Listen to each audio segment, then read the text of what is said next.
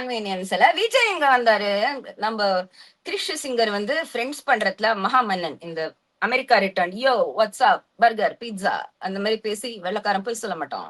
நான் வெள்ளக்காரன் அப்படின்னு சீன் போட்டு நிறைய ஃப்ரெண்ட்ஸ் பிடிச்சிட்டாரு. அதுல விஜய் ஒரு இடியட்ன்றதுனால அவருக்கு வந்து ரொம்ப வெள்ள மழ கிரிஷ்ப்பா எவ்வளவு பாட்டு தெரியும், எவ்வளவு பயங்கரமா இங்கிலீஷ் பேசுறான். இதுல இருந்தே தெரிய வேண்டாம் விஜய் எவ்வளவு cheap. You should be voting for people like that. So Krish வந்து ரொம்ப நெருங்கிய நண்பரா ஆக்கிட்டான் Vijay.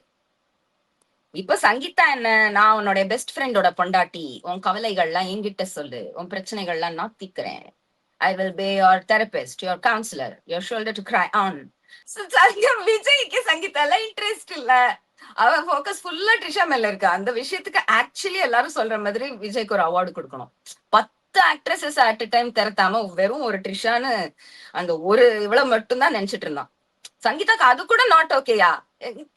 மனைவினா I want to be the only ஒன்ன்றாங்க. சினிமால மத்த மனைவிகள்லாம் அவன் வந்து வெளியில இருந்து வரும்போது காலை தொடச்சிட்டு உள்ள வரானே அது போதுமே, he want bring his drama inside. இந்த அட்வைஸ் எல்லாம் சங்கீதாக்கு கேட்க விருப்பம் இல்ல. And she left. இப்ப சங்கீதாவும் சீன்ல இல்ல.